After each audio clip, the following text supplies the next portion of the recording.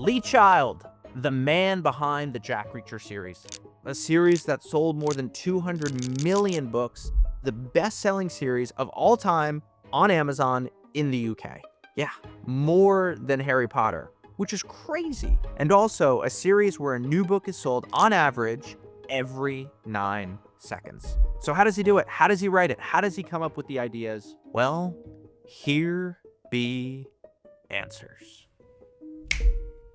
You know, where I want to start the interview is creating a sense of place. Like, obviously, you're English, you're in England when you got fired, and then you're like, hey, let's go base a story in America. Yeah. So first of all, why'd you do that? But also, how do you make that real and vivid? I did it because for a bunch of reasons that all pushed in the same direction. One was that, as you say, I'd just been fired, and it was a kind of political thing whereby the TV industry in Britain was being altered externally in order to give Rupert Murdoch a foothold for his satellite business. So that I was just annoyed, really just pissed off with what had happened. So in a lot of ways, I wanted to escape. I was done with it. I wanted to get out. And if I couldn't do that yet physically, at least I could do it in my head in terms of narrative. And when I started out writing, and this is something that a lot of readers don't want to hear, but writing is not just the muse. You don't sit down compelled to just write. It's a job. And especially because I'd been fired, it was a serious thing. I had to make a living. And in order to approach it that way, you've got to start thinking about it in a rather commercial and strategic way. And British thriller and crime fiction I love. I've got nothing negative to say about it, but it is very tight and very internal and very psychological. A little bit like the island itself. This is a small country, very densely packed. And if you look at the great crime fiction that I was reading out of Britain at the time, Barbara Vine, that's a pen name for Ruth Rendell, and it was a certain kind of fiction she was doing, very much in a couple of streets in North London. That was the world. You look at Ian Rankin, another great British crime writer. That's literally like a couple of square miles in Edinburgh.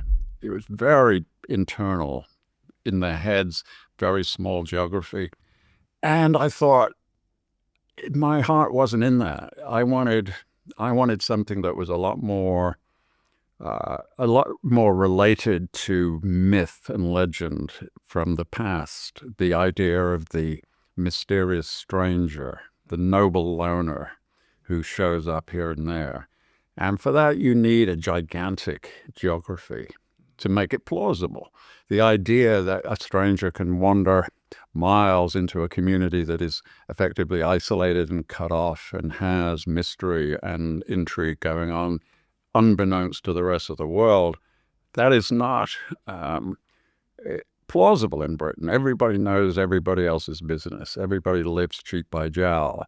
You needed that frontier feel. So it really had to be America from the narrative point of view. And I had been a lot. I first went to the U.S. more than 50 years ago now. And I eventually, in 1974, I eventually emigrated in 1998, which was 24 years later.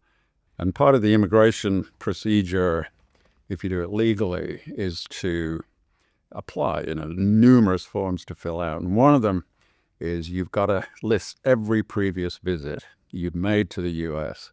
So I guess so they can check with police departments here and there that you're not some kind of murderer or something. And so I had to go back through all my old passports. And in those 24 years, I'd visited the U.S. exactly 100 times. Whoa. Because my wife is from there. And so every trip we took. She's from where? She's from New York. Oh, okay.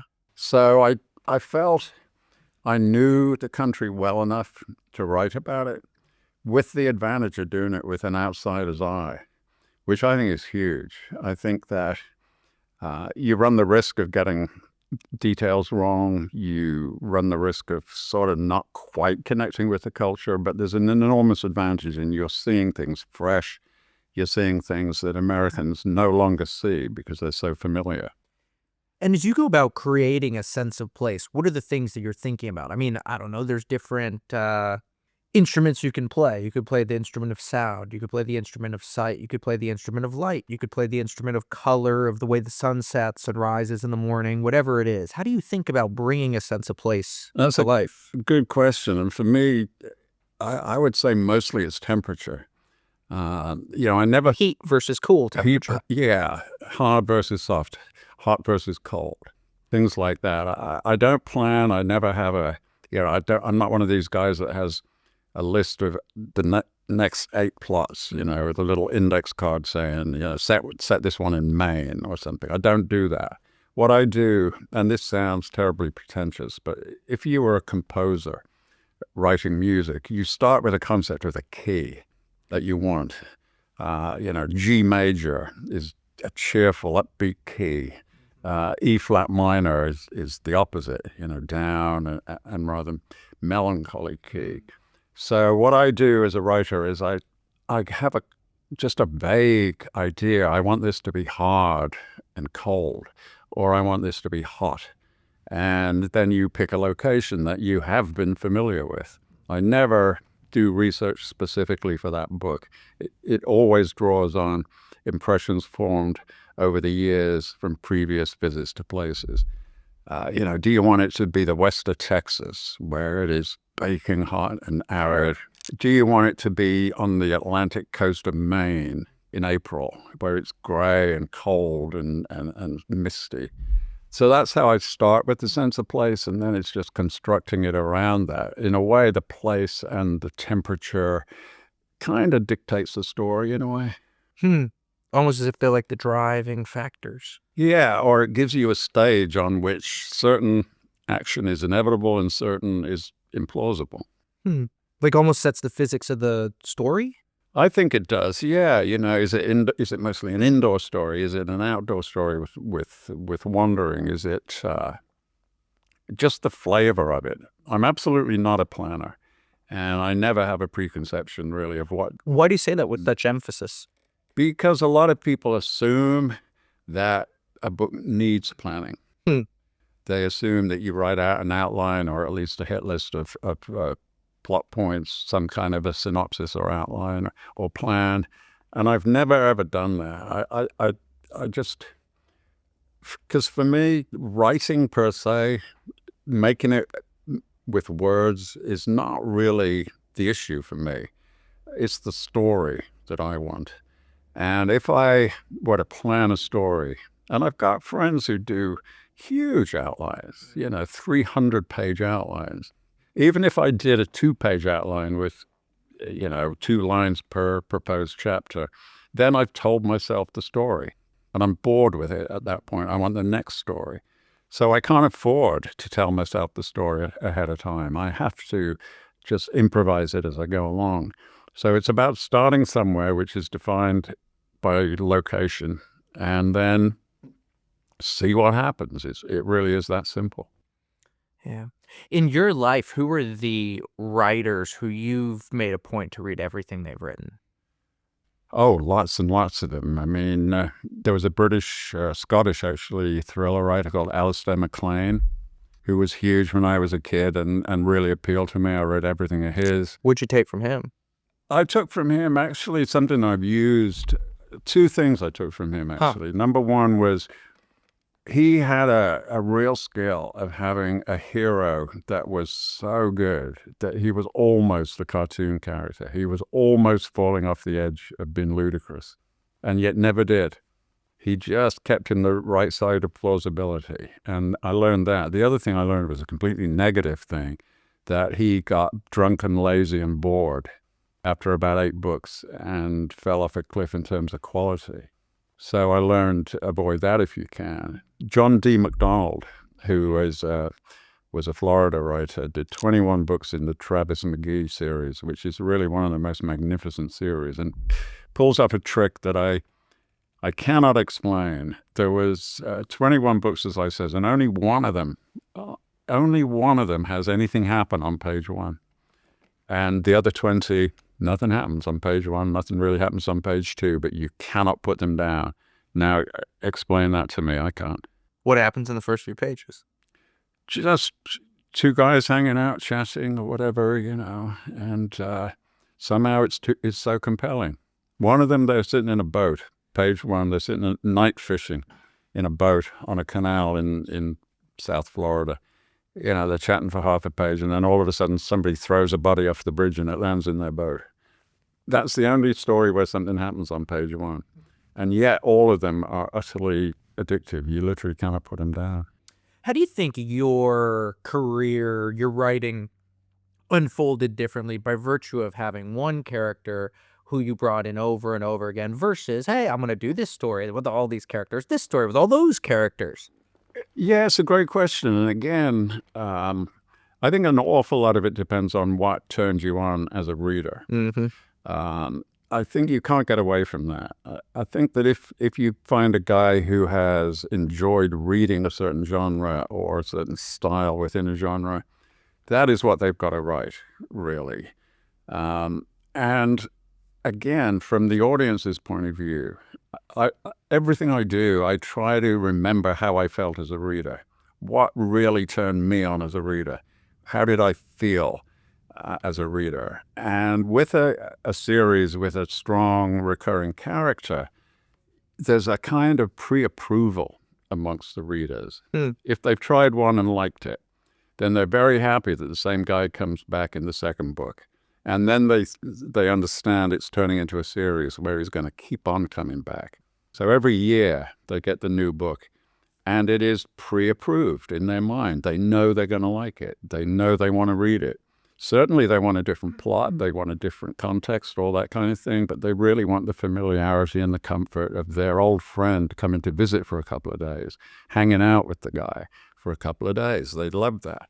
So to me, series were always super appealing as a reader, so naturally I wanted to write a series, and I think it works really well. I've got a lot of other writers I love. Stephen King, for instance. Now, Stephen, he's a great writer, terrific guy, great writer. I mean, literally America's greatest living novelist, I think, at this point. I think so. But Stephen King comes out with a new book. You're never quite sure what it's going to be. Is it this? Is it that? Is it horror? Is it supernatural? Is it some other thing? You don't know. You buy it because you love Stephen King. You don't buy it because you know you're going to love the story, because the story could be anything at that point. Obviously, you famously start your books on September 1st. And so how do you sort of structure the year? How do you structure the days in terms of where that imagination comes into play, where the actual work of writing comes into play, and how those things come together? It's, I do. I start on a regular day, which is kind of necessary, I think, because if you're going to publish a book a year, clearly you got to write a book a year. And you have got to have a certain discipline and structure to your year to do that. So it's totally convenient to start 1st of September, deliver sometime in March or April. That is the way to do it. And funny what you say there about imagination, because I do a book, let's say I'm finishing it in March or April, done, fantastic, happy with it.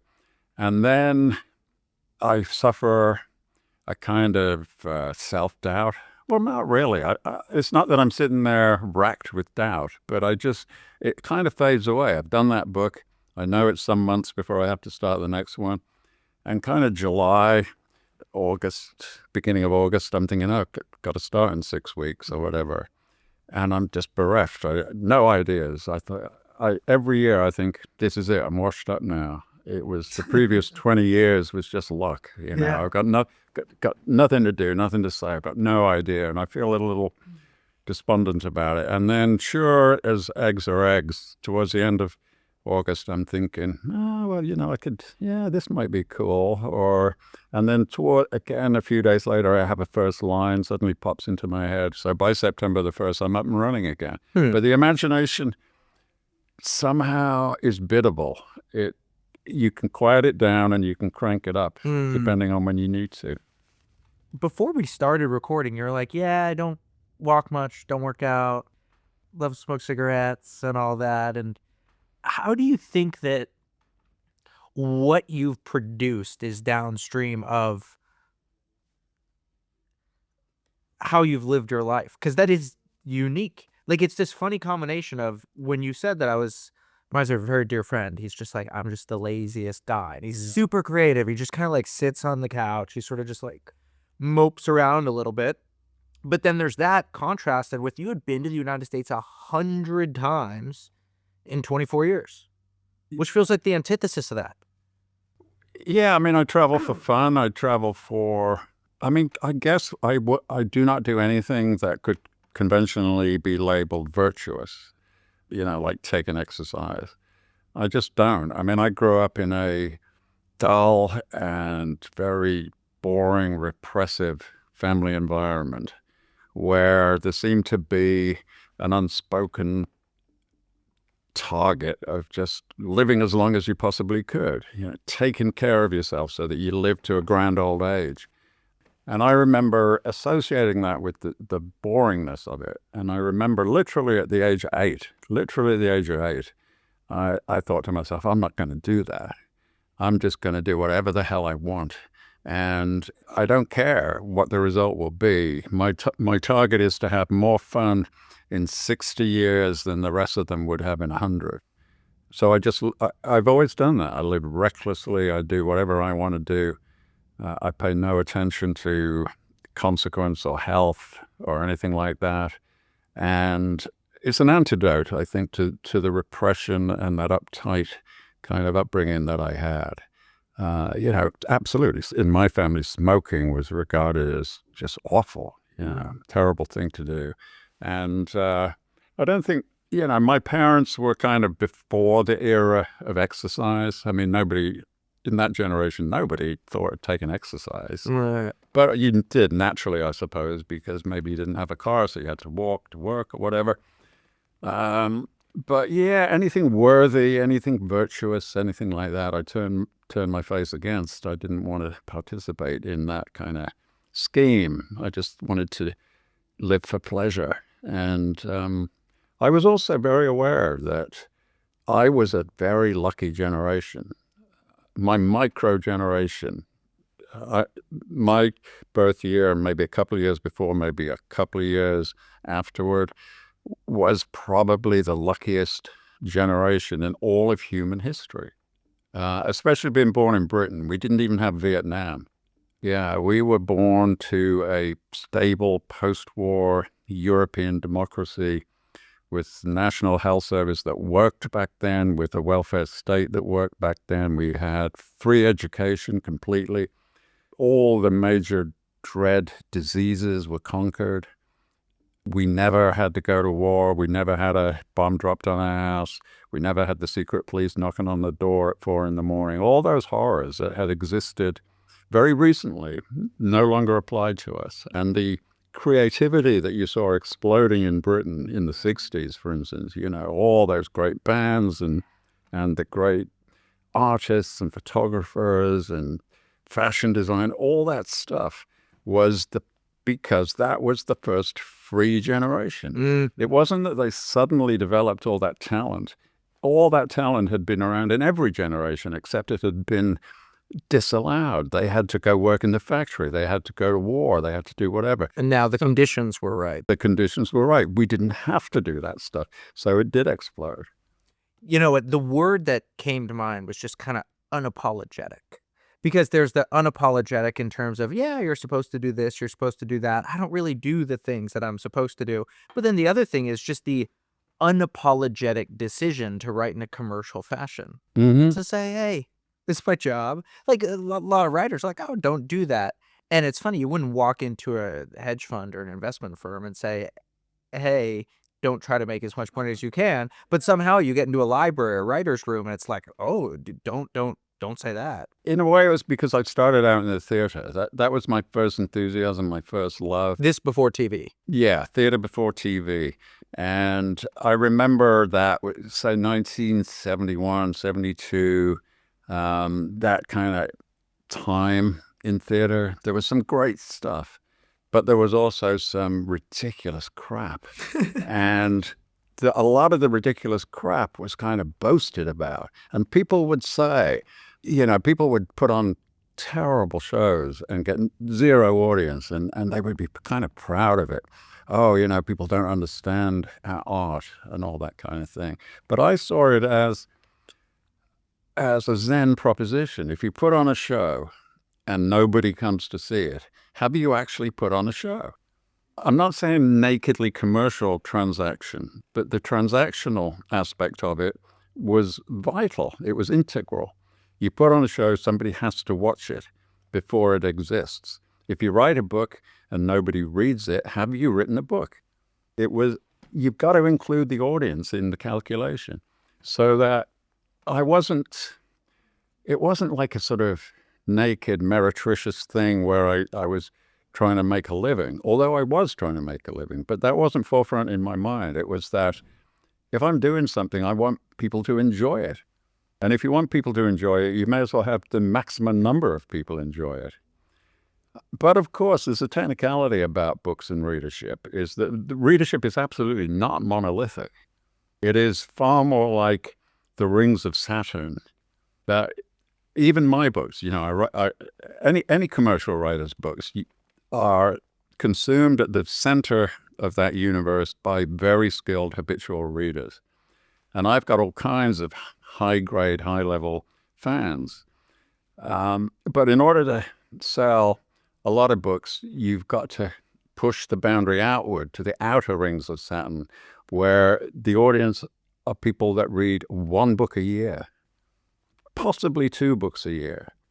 And you've got to satisfy the habitual, skillful, literate readers in the center at the same time as satisfying the people on the outskirts that are not habitual readers. And so that is a skill in itself, to make a multi-level proposition. And how does that play out? Like, how do you actually think about structurally doing that? I think structurally what you got to do is you've got to have a style that is both palatable and somewhat enjoyable to the habitual readers in the center, but that is also useful to the people on the outside. And that's inevitably, that style needs to be therefore propulsive. I do a lot of it instinctively, but I spend a lot of time concentrating on rhythm, the rhythm of a sentence, because a book is however many thousand sentences in a row, and you got to make it so that each sentence has a rhythm, and that rhythm must always be tripping forward, forward, forward. So this rhythm is less artistic and much more about that word that you came back to, propulsion, like the rhythm of movement and progress and pace. Absolutely. And momentum. It's about propulsion. It's as if I'm creating a style that the experienced reader in the center it appreciates as a style. Call it whatever you want, faux naive or this or that. They'll find a word for it. But the people on the outskirts, the non-habitual readers, it's like I have my hand gently on their back, just pushing them through. They don't notice. They're not aware of it. But I am just easing them through the process. And, one of the most heartfelt compliments that you get, I've had dozens, hundreds of people say to me, "Oh, I loved your book. I finished it."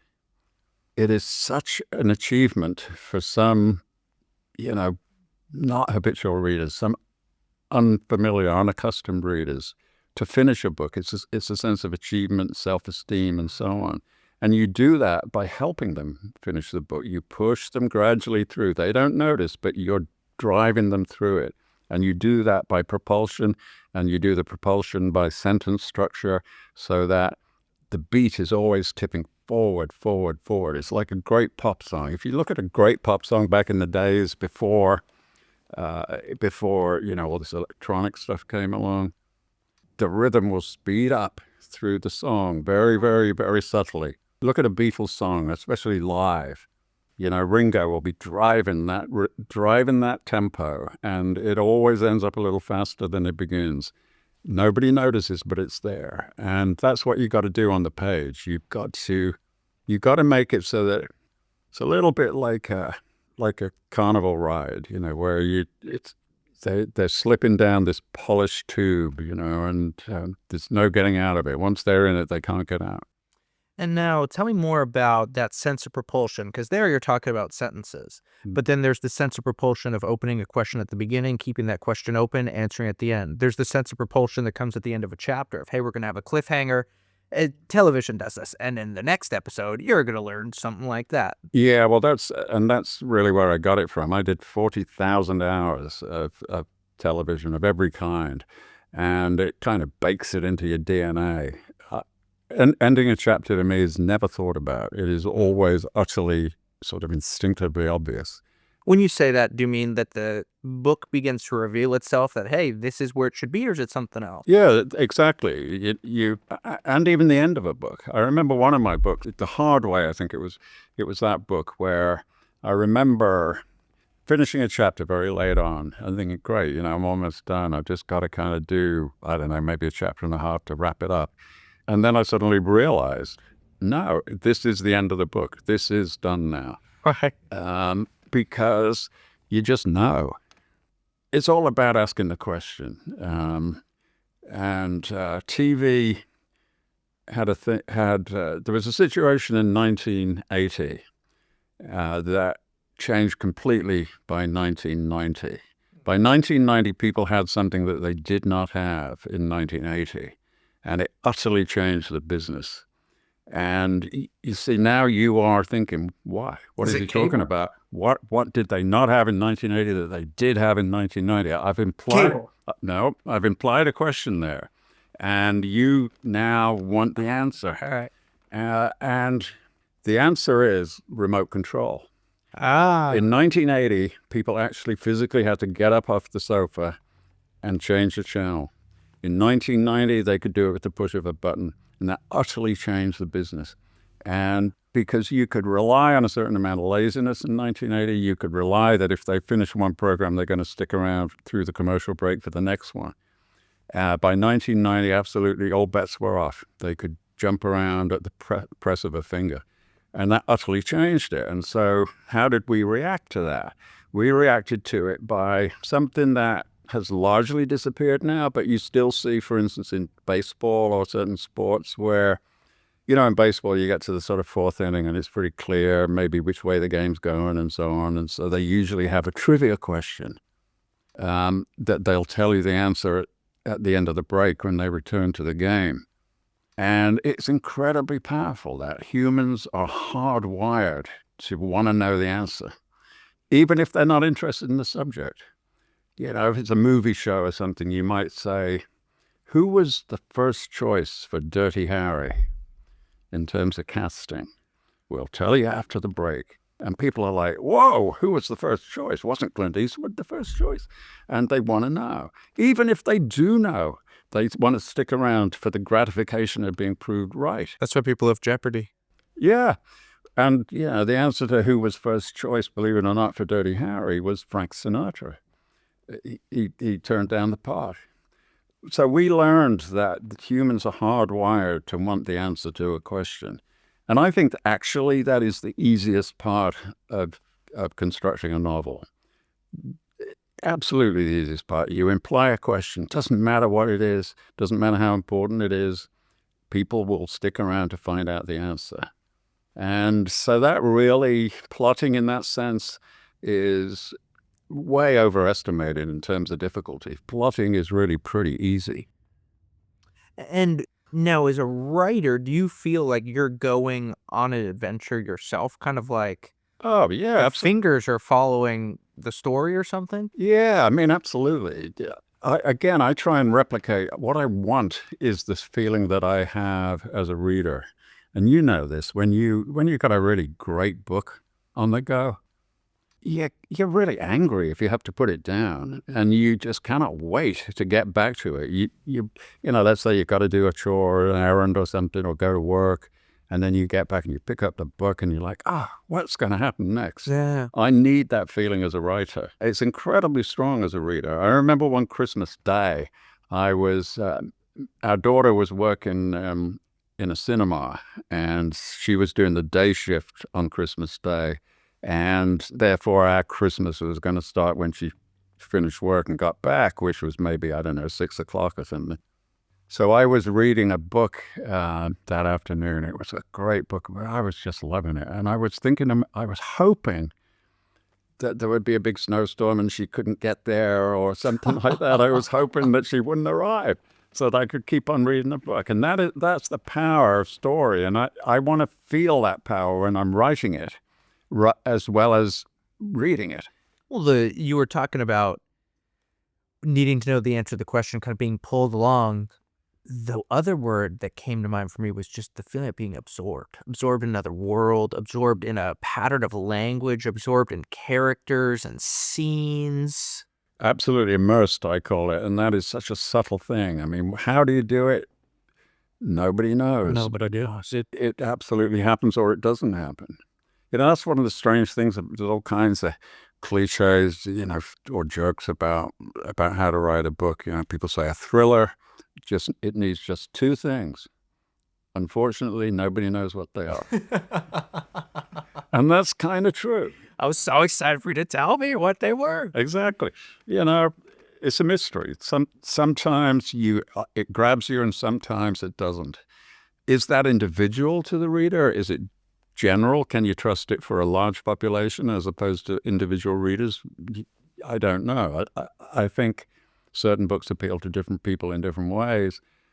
But yeah, either you are immediately sucked into the world, and I think probably the way to do that is not try too hard.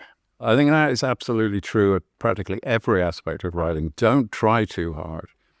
There's a great quote by David Mamet, a screenwriter. He was talking about actors in this particular quote, but really it can be about book characters or anything. And he said, essentially an actor steps onto the stage or steps onto the screen, and he says, hey, I'm the main character. And the audience says, are we going to like you? And the worst possible answer is to say, yes, you are, and I'll tell you why. That's the worst possible answer. The best possible answer, are we going to like you? I don't know, and I don't care. That kind of insouciance, self-confidence is the way to do it. He was talking about that generation of actors that had come out of the Korean War, people like Gene Hackman and Lee Marvin and people like that. They had a certain kind of self-confidence. They were not needy. They were just there. Take me or leave me. They weren't trying too hard. And that, in a strange roundabout way, the less you worry about are they going to like you, the more they do like you. So help me reconcile a few things. So on one hand, what I'm hearing is this sort of don't try too hard. And then on the other side, it's a real sense of discipline of treating your writing like a job, showing up every day. Help me work that out. Well, it is. I mean, it is. But writing is a strange thing in that you have got to believe two things 100%, both of them. It's not believing one 50%, the other 50%. You believe them both 100%, which is mathematically impossible, but you've got to do it. You've got to believe it's artistic, it's creative, it is noble, it's part of a great tradition that stretches back a few centuries now, writing novels. You've also got to believe it is a job that your family's income depends on, that you have responsibilities to publishers and retailers. You've got to believe both things 100%. And so you do need structure. You do need discipline. Ultimately, you owe it to the reader. And that is what has been the driving force for me. Initially, I'd lost my job. I was broke. I was out of work. And initially, the implied contract was purely financial. Could I keep a roof over my head? Could I pay the bills? And then when that turned out to be, happily that happened, then it became an emotional contract with the reader. The reader has loved these books. The reader has bought these books, enthused about them, talked about them, enjoyed them. So my obligation from that point on was never to let them down. And part of that, of course, is actually showing up with the product. Because if the reader, not just me, of course, but hundreds of series writers publish a new installment every year. If you miss one, the reader is really disappointed about that. Okay, so we're talking about how do you get your writing done. And if you're thinking about work and how you can be more productive there, well, I recommend a tool called Basecamp. Basecamp is a project management tool, and it's different from the other ones, which are loud and noisy and cluttered. They have feature bloat. Basecamp says, no.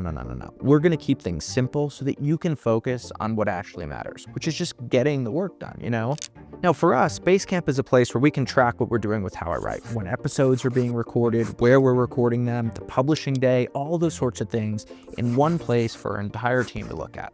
And I had the founder of Basecamp, Jason Fried. He came on the show, and I noticed that he really cares about writing. He cares about manifestos. He cares about great copy. He cares about telling a great story. And him and his co-founder, they've written 5 books. And I can tell you that they bring the same care and attention to detail to their books as they do their software. So if you're thinking about work and you're asking, hey, how can I be more productive? How can I make my team more cohesive? Well, then I recommend Basecamp. All right, back to the episode. And tell me about what goes into making a main character, because you were talking about likability. And is that important in a main character? When is it good? Hey, should we like the main character? Should we hate the main character? Should we think they're funny? I don't think that you can have a character that you hate. A main character that you hate, or a character? Well, obviously a character, a despicable bad guy or a henchman or something like that. You can absolutely hate them. But in terms of the main character or the implied main character, Hannibal Lecter, for instance, would be as close as you could get to a character that you should hate. But there is something compelling about him. You can have characters that you ought to hate, but you kind of don't. Breaking Bad. Yeah, all that noir style, there's something about them that makes them likable even though you shouldn't. You absolutely can't have a character designed to be hated.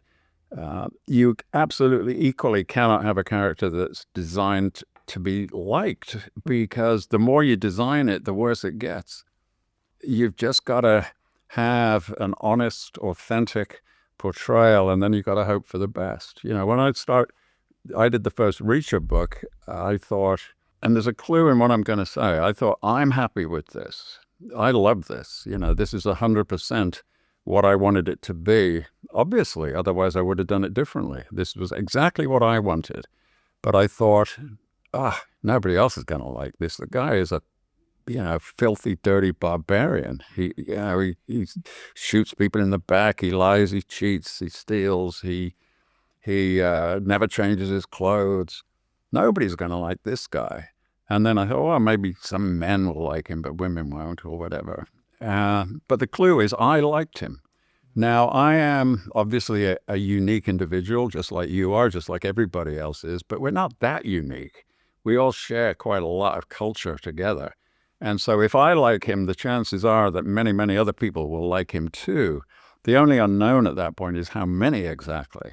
Is it going to be thousands? Is it going to be hundreds of thousands? Is it going to be millions? You don't know that yet. But if you like it, a substantial proportion of other people will like it too.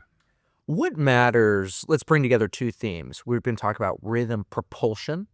And I think there we've been talking about a kind of truth, right? You're saying if you plan it, it's not going to kind of feel real. There's something about the following the roller coaster that actually makes it feel real. So bringing together the propulsion, the truth, what matters in dialogue as you're writing dialogue, bringing that to life? Yeah, dialogue is the ultimate kind of illusion.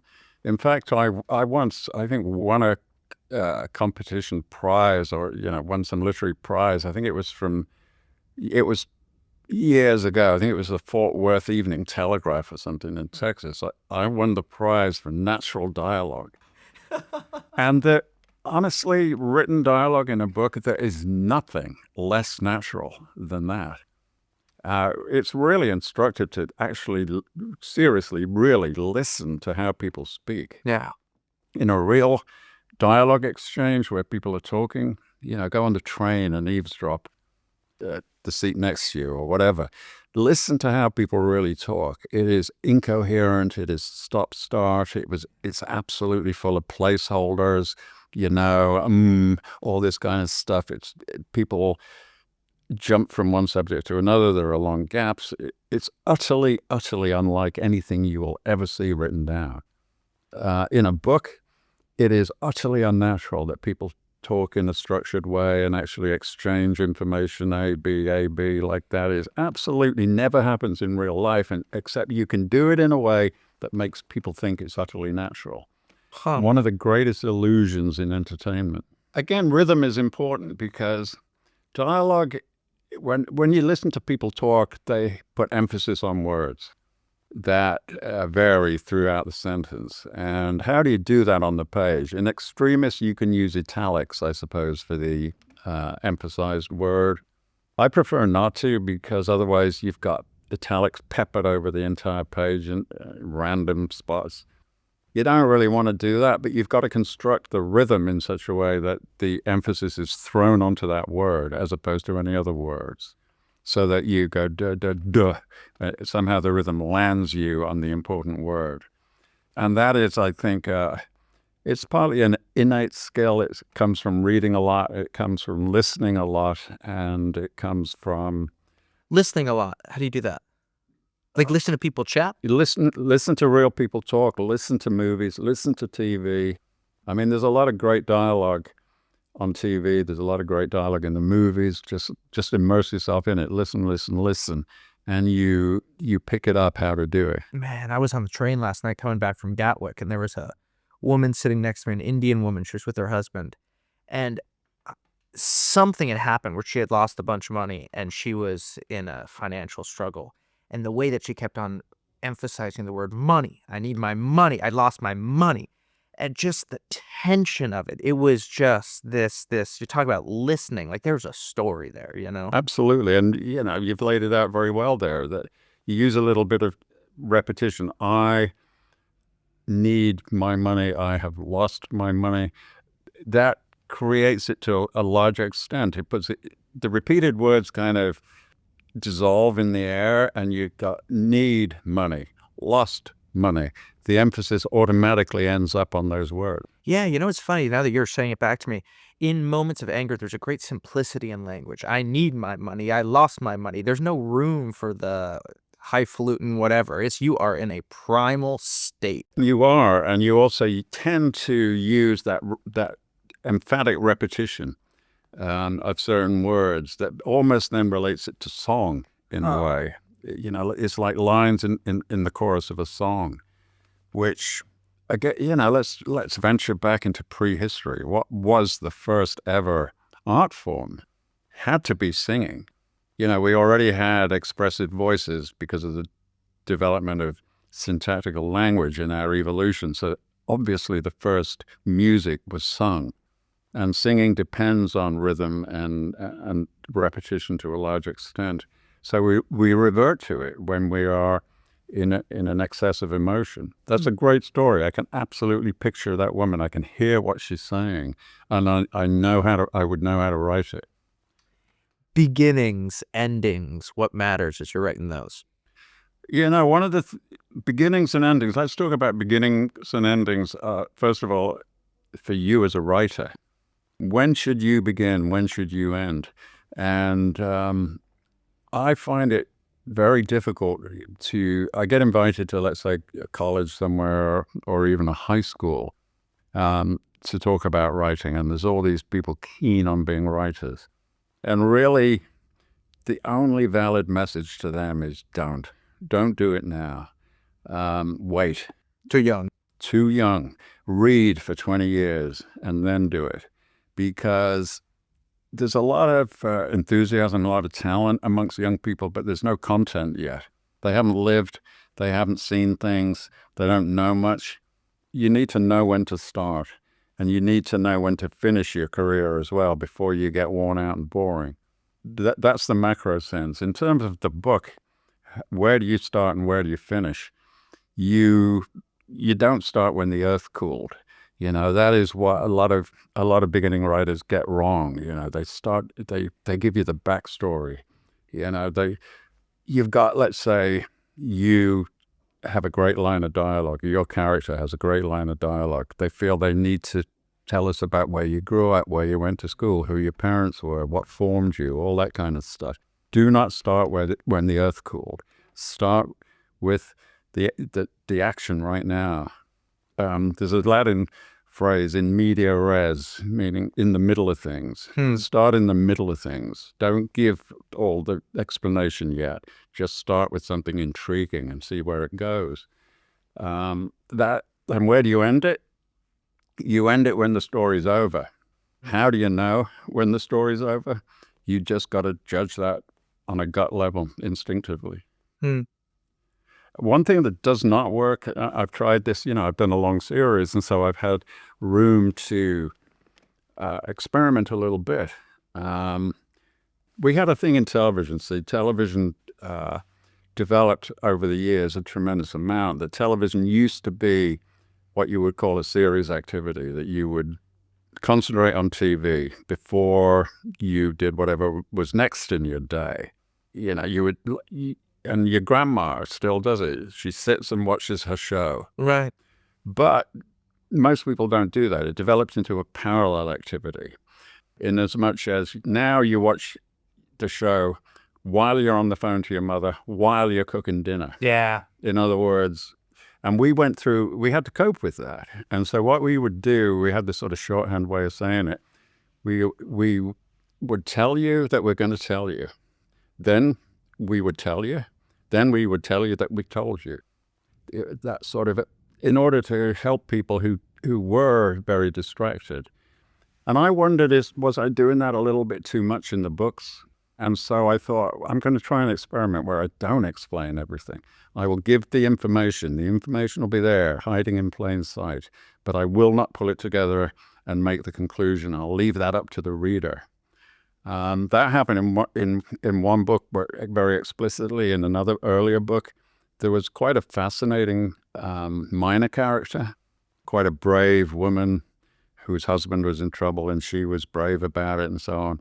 And I left it completely unstated what happened to her, thinking that this character would live on in the reader's mind, and the reader would decide for themselves what had happened to her. In both cases, readers hated it. They wanted all the loose ends tied up, and they wanted situations explained, so that you can't leave it too unexplained. The readers want your version rather than, it's not like a writing prompt. If you were at college doing an MFA, the professor probably gives you a writing prompt and then you tell the story. Readers don't like that. Readers want you to do the work and tell them the story. You were talking about writing being a second half of your life kind of thing, right? The first half is about more indexed towards collecting, reading, and picking up life experiences, and then the writing comes a little bit later. How do you think that varies across genres? Because like intuitively, I'd be like, hey, you're making up stories. Why do you need to know stuff? But no. Clearly, I'm missing something in that assumption.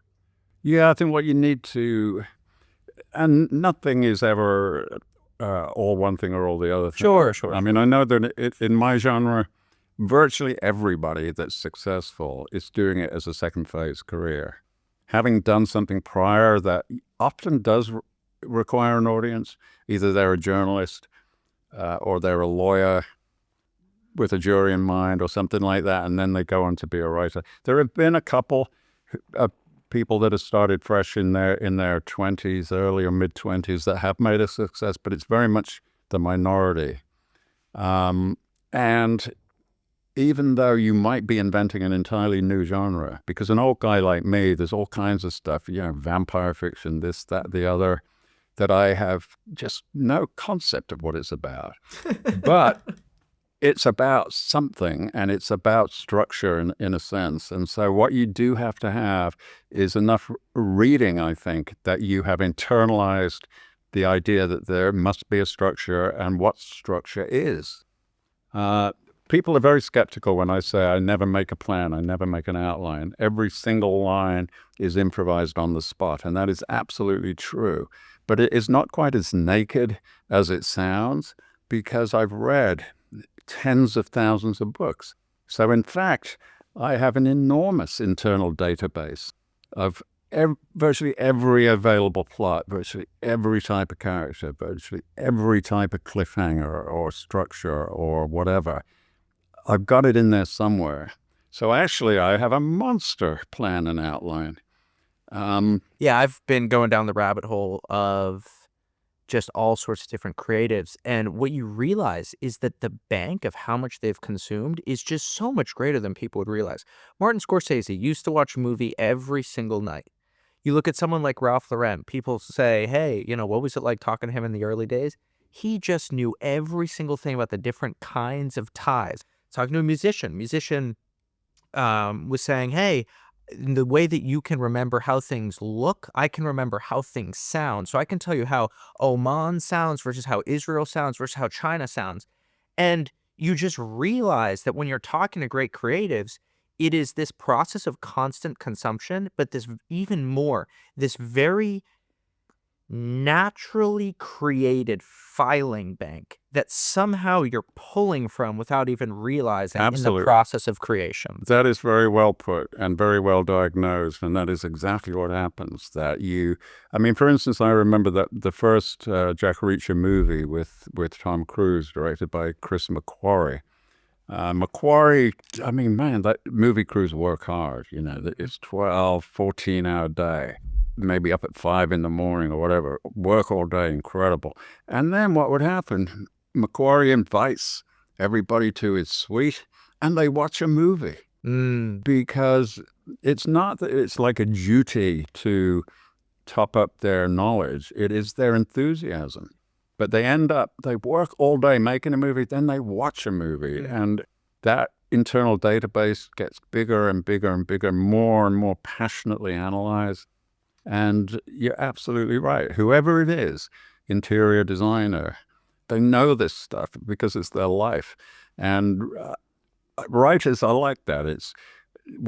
We're total consumers, actually. We're not predominantly a writer. We're predominantly a reader. You write one book a year, you read hundreds. And so you're much more of a reader than a writer. So your internal supply of reference and stimulation is, by the time you get to halfway through your life, enormous by that point. Violence, making it feel real, the purpose of it, what matters with violence? I think making it feel real is, again, it's a bit of an illusion, a bit like dialogue, in as much as most violence in the real world is over really quickly. And most violence has got very bad medium-term effects. The thing that you see in the movies or in a regular story where, somebody is hit hard and they stagger back and then they come back at you and swing at you and back and forth, back and forth. That does not happen in real life. If you get hit in the head, you are sick and dizzy for a week. You're just out of action. Yeah, also, if you watch the average bar fight, it's just so lame. It is. It's just swiping and brawling. There's no style to it. There's no technique to it. So again, violence is something that is nowhere near realistic. And why do we? It's a really interesting question. Why do we want it in a story? Why do we like it? And the answer to that, I think, is paradoxical, because generally speaking, out of the population as a whole, people who read books are the most thoughtful, probably the most educated, the most, in some way, what you would call not virtuous, but, they're on one side of the divide. Why do they want violence in the book? And I think it is because they know that in a civilized society, you shouldn't have it. You should have law. You should have due process. You should have rights for the accused. People know that. That's the price of civilization. That's how we organize ourselves. They get that. They understand it. They approve of it. They would not like to see the real world any different. But man, is it frustrating. If somebody has stolen your car, you just want to smash them in the face. Oh, yeah. You don't want to go through Big all that old stuff. right hook. Yeah, so that the real world that they're committed to, that they feel like they need to have and support in a good, solid, liberal way. And I don't mean liberal politically necessarily. Lowercase L. Yeah, I just mean in terms of modern civilization. They know that we need these rules and safeguards, but it is terribly frustrating. And so they love the consolation of being in a fictional universe. They know it's fictional, but they love to see it happen as a release, as a consolation. So then as you're writing violence, and we're talking about the illusion and bringing that to life, what matters there? And do you feel like it's the same sort of thing where you're pulling from a reference bank of violent stories that you've read? Yeah, largely, and also lived, because I grew up in a it was a huge manufacturing city, and it was very inarticulate emotionally. Every dispute was about a fight, and numerous little triggers constantly. I was a smart kid. I did well in school, and that was a trigger. People hate you. They think you're above yourself. They think you're a class traitor if you're doing well. So I'm experienced at it, and I'm good at it. So in a way, it was kind of remembering the ballet moves, as it were, for that. But mainly it's about tuning into people's secret hidden desires. And when I did bookstore events or public events, I used to have a line. I said, the reason why you like Reacher is that even though you are good citizens, you are civilized people, you are all of the good things, even though you all have a list of 10 people you would cheerfully shoot in the head. And they do, and they see it happen on the page. And it is a release. It is getting the satisfaction without actually having it in real life. Clothing, as you're writing, how does clothing inform character? I think it is a symbol. It's a very quick way of describing a type of person we all have a kind of internal comparative database of, if you see an old guy with a long gray ponytail and double denim, you kind of know who that person is. Yeah. You see a guy wearing, lace-up Oxfords and pleated chinos or something like that. You know who that guy is. They are quick references, I think. Like teeth as well. I once had a fan who was a dental hygienist, and she would write in about every reference to the appearance of people's teeth in books. And I found that fascinating because I realized I was doing that instinctively. Again, kind of trying to sum up a character through a quick visual reference. A snaggletooth person, a person with missing teeth, a person with wolf-like teeth or something like that. She was obviously a professional and very interested in it and was picking up on everything. And I wasn't really realizing I was doing it. It was a shorthand way of describing people. All right. You're invited to a university. You're given a semester to teach a class on writing, a seminar on writing. How do you structure the curriculum? What are the core things that you're trying to tell people? I would turn down that gig. I absolutely would. I don't think I'm good as a teacher. I'm pretty sure that writing is not teachable. I think plenty of shortcuts within the business of writing are totally teachable. How to get a good agent, what pitfalls to avoid, how to relate to a publisher, how to do this or that. I think absolutely that can be taught based on experience of what has worked and what hasn't. But actually how to write, I'm not sure can be taught. When you say not teachable, does that also mean not learnable? Or can something be, yes, you can learn how to do it, but that doesn't mean that it can be taught? I think you absolutely can learn to do it, and I would allow possibly the possibility that something that might take you 10 years of reading before you figure it out for yourself could be explained a little faster. But that's probably a rare occurrence, and it's probably only very partial. I don't think you could take a completely untutored person, let's say you've got an intelligent person who is capable at lots of different things. I don't think there's any process by which you could turn that person into an accomplished novelist. You either are or you're not. It's, again, a bit like being a musician. You've either got those pathways in your brain or you don't. Right. I've got musician friends. In fact, I made a CD with a couple of musician friends. They did the music, I did the lyrics. Oh, cool. Totally cool. Just the best fun ever. And hanging out with them, structurally, biologically, our brains are all the same, obviously. But it's almost like there are little tubes that in my brain, some of them are big and fat and can let things through. In others are collapsed, like flat tires that nothing will get through. And their brains are different. They've got different tubes open and different tubes closed. And it just, if you are a musician, you are. And if you're not, you never will be. Hmm. Last question. You're English. Why has so much good writing come from Scotland, from England, from Ireland? What is it about this part of the world? I think there's different answers for each of those different countries. I think Scotland England is the center of the UK, and all the power lies exactly where we are right now in London. And I think Scottish people feel neglected and resentful of that, and so they build up an alternative culture that's theirs. I think in Ireland, it's very clear in Ireland. I love Ireland for this reason, that if you go there, they give you a chance. Whoever you are, even you're not a writer, you're just some guy.